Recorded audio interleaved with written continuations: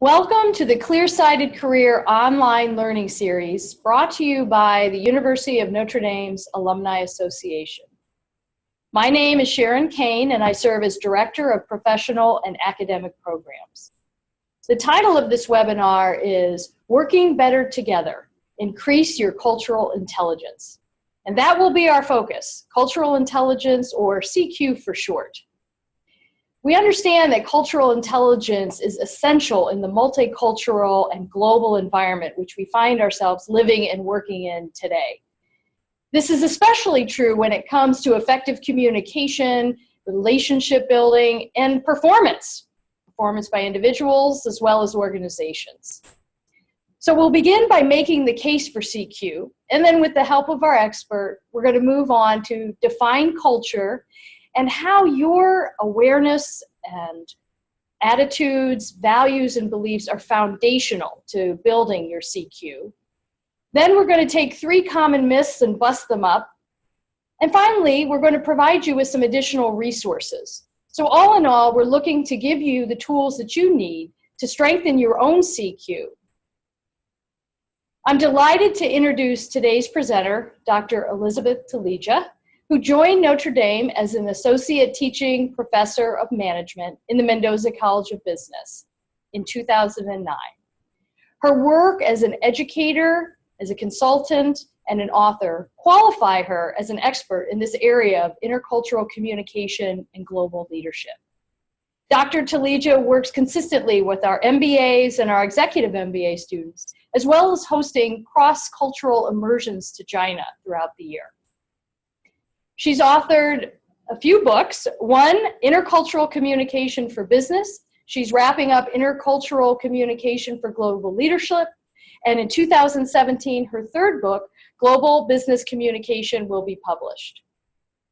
She holds her master's in intercultural communication and a PhD in education from the University of Pennsylvania. So Liddy, welcome to the Clear-Sighted Career Online Learning Series, and thank you for sharing your expertise.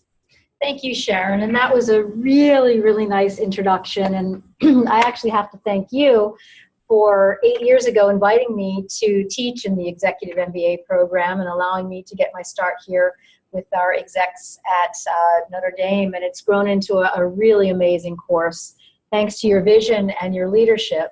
And also we wouldn't have the beautiful Stair Center for Executive Education building if it wasn't for you. So thank you. It's a privilege and a pleasure to be here again with you. Thank you. So as Sharon said, we're going today to talk about working together better, how to increase your cultural intelligence. What is cultural intelligence? I'm going to spend the next few minutes talking to you about what is cultural intelligence and how you can become a better global leader, whether you ever leave home or not. Let me tell you about an interesting survey that the Economist Intelligence Unit did regarding executives from around the world and their projection of increased engagement internationally. 500 executives were interviewed, and 70% of those executives from around the world said that their company's operational presence overseas would definitely increase. And 78% said that in the next 3 years, there would definitely be more cross-border collaboration of teams. When asked about the challenges collaborating in global markets, the findings pointed specifically to issues in cross-border communication. And 50% felt that the greatest threat to smooth operations came from communication, cross-cultural norms, and the lack of understanding of how do you communicate across cultural norms. What's fascinating is that 47% of these 500 executives said that something was being done in their organizations to increase the cultural understanding, yet we do not know what exactly were those programs and what was the effectiveness of them. Now, 47% might appear to be great. It's almost 50% of all of these different global executives. But I really question, as an interculturalist and an educator in the field of intercultural intelligence, how well did employees learn about cross-cultural communication? So we are faced in today's reality about the need for better communication, better understanding, and better ability to navigate the uncharted waters and some very rough waters when we deal with people who have different rules of the game. So key opportunities exist for those of us who are savvy and want to help our organizations or our educational programs increase their cultural competence. And we have an obligation, and I call it our cultural imperative. As of yesterday, our world has a population of nearly 7.5 billion people. 7.5 billion people.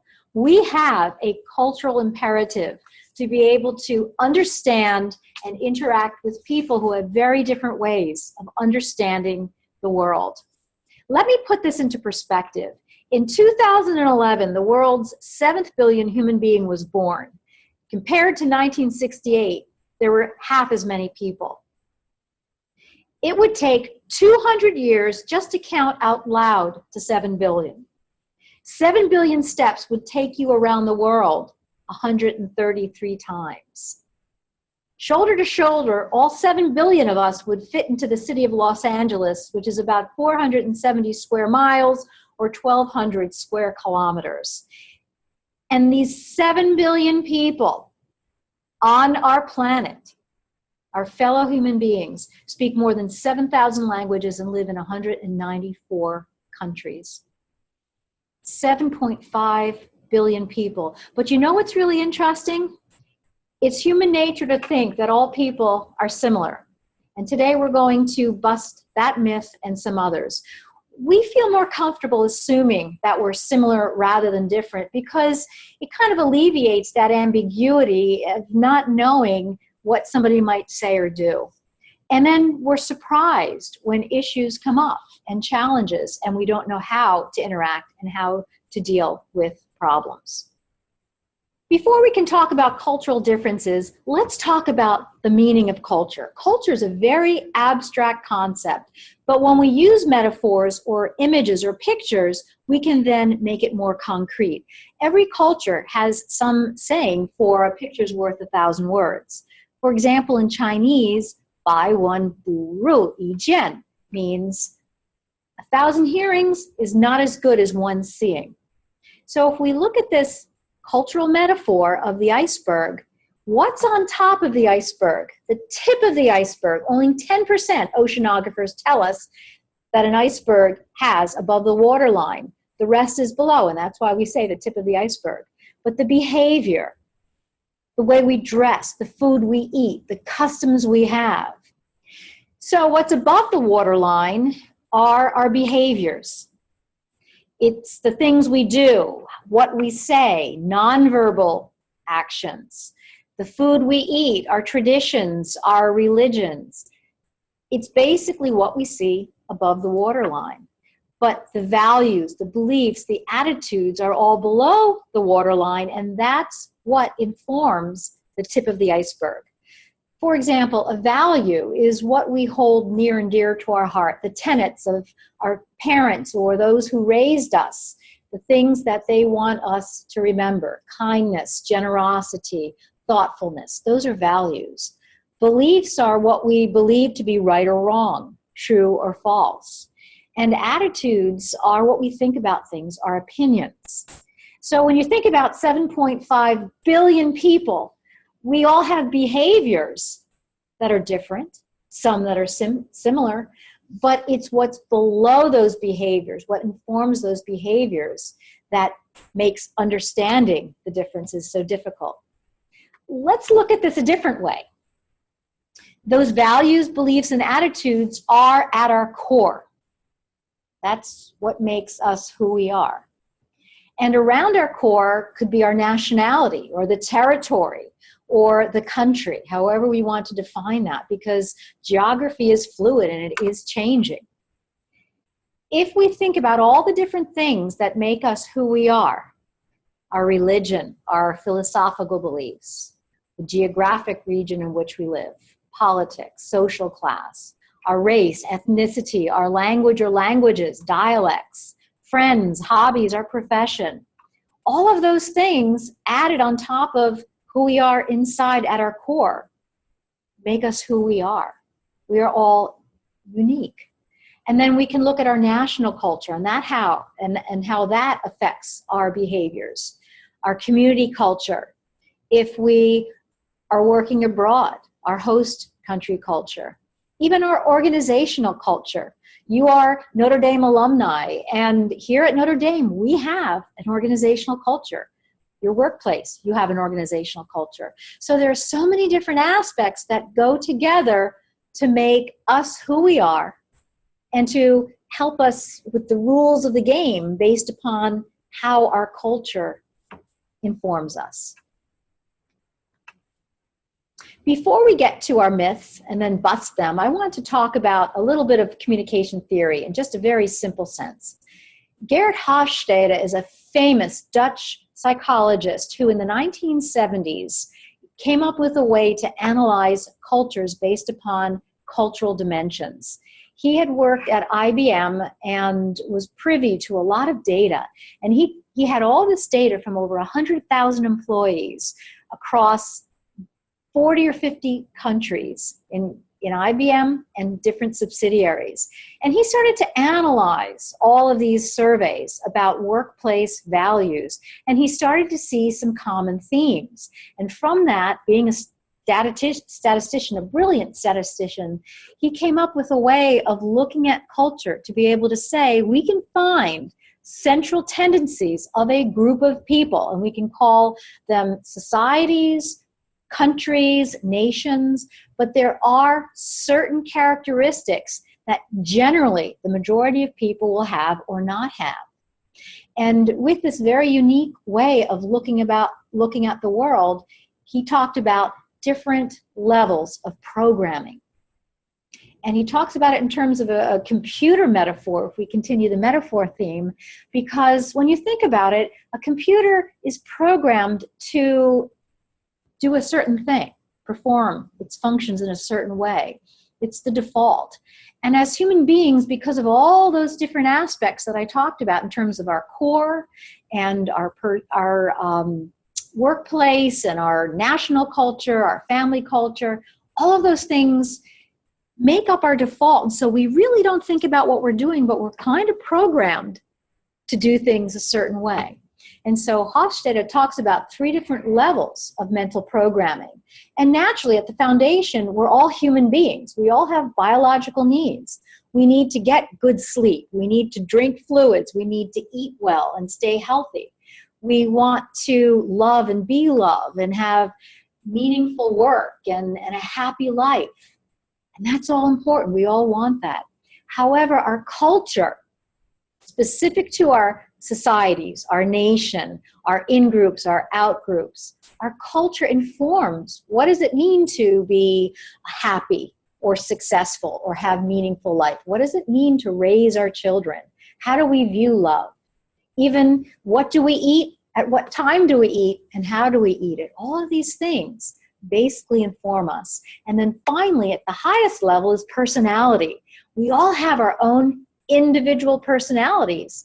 And so if we have the basic human nature, our culture nature, and then our personality nature, you can see now 7.5 billion people, we are all very complicated.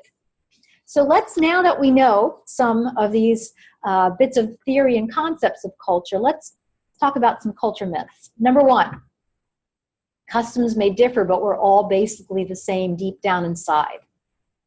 As I just mentioned, yes, we all have biological needs and psychological needs, but it's our culture that informs what those needs are.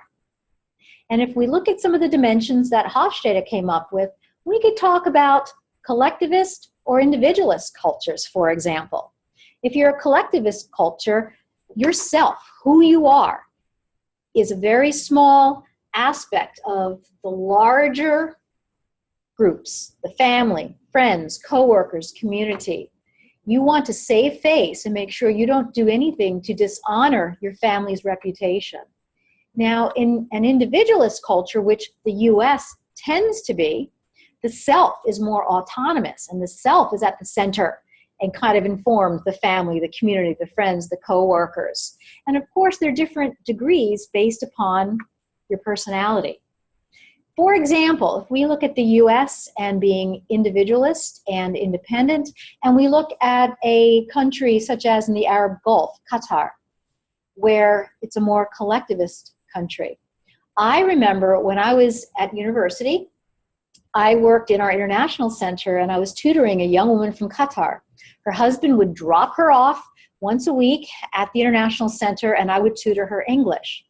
And she could not believe that I was a young woman living on my own in an apartment 2,000 miles away from where I grew up with my family in Philadelphia.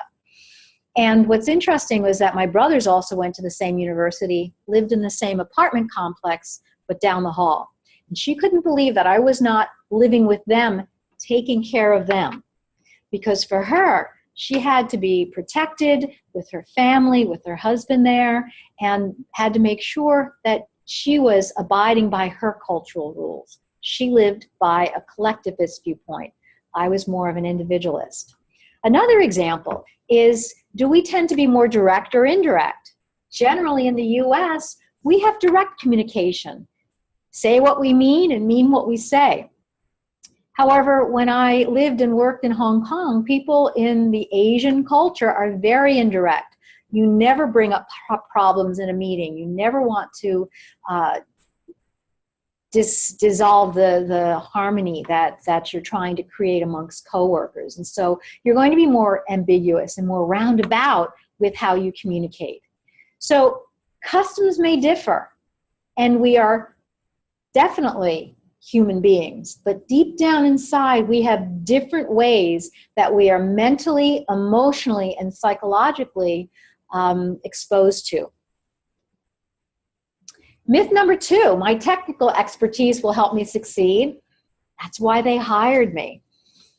Well, let's talk about this. How interculturally competent do you think you are? Think for just a couple of seconds. Read this little Likert scale. 1 and 2 being little intercultural competence, maybe just limited experience. Or maybe you're 5 or 6 on the scale, where you've had extensive experience. Maybe you have worked abroad, lived abroad, studied abroad, or you are somebody who is here in the US living, working, or studying abroad. Maybe you speak a couple or several languages, or you do a lot of traveling. What do you think you would rate yourself? Well, here's a very interesting psychological effect called the Dunning-Kruger effect. These were 2 Cornell psychologists who in 1999 came up with this theory that they called the Dunning-Kruger effect. And they basically said that they wanted to, the theory was that they were going to assess people's attitudes towards their own aptitude. And they found out that there was a great deal of incorrect self-assessment and therefore incorrect belief about one's competence. And they found that cognitive bias means that we assess our own ability much higher than it really is, so that we fail to recognize our own lack of skill. And usually we only recognize and acknowledge our own lack of skill after we are exposed to training. So let me show you what the research shows when we look at cross-cultural communication. And this comes from my good colleague, Mitch Hammer, with the Intercultural Development Inventory, which I'll talk about in a little bit. In this research, most people receive no formal education or training. So even if you grow up, say, in Switzerland, and you have to be able to deal across borders in Germany, in France, in Italy, and you speak all of those languages, that's going to help you. Your knowledge is going to help you. Your experience is going to help you. But what's going to really help you is if you start to analyze your own competence as you go about dealing with people in different business or social interactions. Most of us overestimate our own intercultural cultural capability, and therefore we are average or below average, and that means we have a challenge before us. So we have our challenge before us. Let's get to culture myth number 3. I've lived abroad for a semester in college or traveled a lot or speak another language, so it's easy to adapt. Now, I've already spoken to this. However, I want to put it into a very personal frame of reference. There is this tool called the Intercultural Development Continuum that has been operationalized by Mitch Hammer and the people at the Intercultural Development Institute. And they have created, based upon Milton Bennett's model of intercultural sensitivity, they've developed a really cool online tool that can help us understand where we are at in terms of our cultural aptitude. Are we in the denial phase where we really basically don't notice difference? Could we be in the polarization phase where we polarize, it's us versus them, or maybe defend our own worldview and see others as people who could threaten us maybe? Are we in minimization where, yeah, we know differences exist, but we play down those differences and just focus on similarities? Kind of like if we look at the tip of the iceberg, remember, and we see all the behaviors, the customs, the way that we dress, the foods people eat. Those are more superficial. So that could be minimization and just looking at what's familiar to us. When we get into acceptance, we begin to realize what those differences are, and we value them, and we try to move beyond the superficiality. And then adaptation means we're capable of seeing the other point of view and not changing our core, but being able to adapt and style switch. That's what it means to go from not seeing cultural difference to seeing cultural difference to adapting and being able to accept and integrate. Now, when I took this assessment tool, I remember almost getting into an argument with the creator, Milton Bennett, because I did not like the phase where I came out. Where do you think I came out? Well, I came out in the minimization phase, and I was really upset because I'm an interculturalist. I research, I write, I teach, I learn constantly. And I remember saying to Milton, what do you mean? What do you mean I minimize difference? People are basically the same. Oh, that's what minimization is. And we had this back and forth, and and I was, I think, partly in denial too, putting up this block saying, well, you know, I'm an interculturalist. I know what this is all about. And he was very gracious. And it wasn't until a few years later that I went and I had some training and met Mitch Hammer and the great people who run the Intercultural Development Institute. And I started to learn more about this theory. And as I started to learn more, I started to work on my own self, because it's not about the knowledge. It's not just about the awareness. It's not about the fact that I lived in Hong Kong and I work in China and I continue to study Mandarin and I'm really sensitive and I want to make sure I understand how to interact with people and treat people well and be thoughtful and nice. I began to realize that it doesn't matter how much we know or how much experience. It matters that we turn it inward and look at ourselves and try to figure out, just like we talked about with the Dunning-Kruger effect, what are my aptitudes? Maybe I think I'm a little better at something than I really am. And when we can begin to realize that and kind of just be able to tamp down our egos and say, wow, I have a lot to learn, then we can become aware of our hidden bias and do something about it. So this is going to bring me to our conclusion. What I've just been talking about is this wonderful model from a great colleague of mine, David C. Thomas, Canadian who's now in Australia, and he has written prolifically on international management. And I put the title of his book with his colleague Kara Inkson here because it's a wonderful read and it enforces a lot of what I'm talking about today. But I love this model because it's the cultural intelligence model. We also call it cultural competence, but I will call it cultural intelligence, CQ. So we've got to begin to become aware and to develop knowledge. Then we have to have reflection and action and start thinking about, how did I just react to that person? What were my thoughts when I had this cross-cultural encounter and it didn't go my way? And I can tell you many of the challenges I have had when living abroad and when working abroad. We've got to turn those inward and think about them, and think about what we did well and think about what we didn't do well, because that's what competence development is all about. It's kind of like cultural improvisation. We try one thing and maybe it works, great. But let's not rest on that success, because next time we try it, and with a different person in a different context, a different country, it could not go as well. So we have to readjust and do some improvisation, and we keep trying again and again and again. That's why we've got all these arrows. It's iterative, it's reflective, it's fluid. So in conclusion, CQ is necessary. We have a cultural imperative with 7.5 billion people on this planet who all hold different worldviews and have different values and beliefs and attitudes and customs and roles and ideas about what is right and wrong. 2, no matter how much experience we have or how much we know, we need to become consciously aware of other people as well as aware of our own actions and reactions. 3rd, when we do this, we can build upon that awareness and that action and that reflection so that we can begin to adapt our behaviors, not change our core values. This is not about changing what we believe, but it's about adapting. It's about finding different ways to style switch and seek to understand things based upon somebody else's understanding. And finally, it's that iterative, constant practice that we can develop CQ, cultural intelligence, as we interact and practice our cultural improvisation. So I'm going to give you a little homework assignment.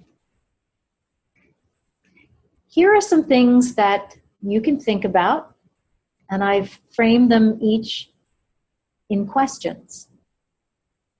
How can I be open? What does that mean to you? Figure out, how can I be open to cross-cultural learning? Self-awareness. How can I become aware about my own cultural preferences? Other awareness. How can I begin to learn about someone else? Somebody else's lifestyle, a different culture's history. Cultural knowledge. How can I continue to grow and develop after I learn information about other people's cultures and histories? And then finally, cultural skills.